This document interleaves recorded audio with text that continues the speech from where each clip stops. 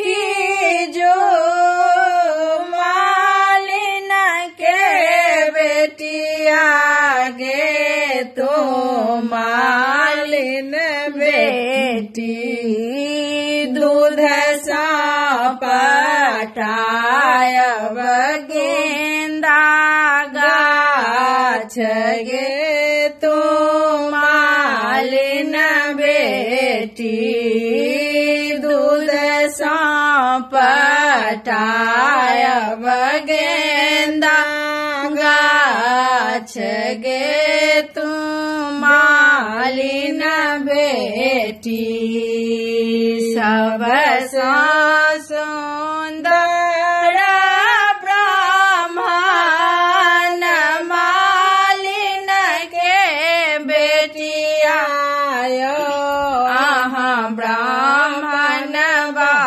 बाबू बाटे घाटे रोपै फूल के गाछ यो ब्राह्मण बाबू बाटे घाटे रोपै फूल के गाछ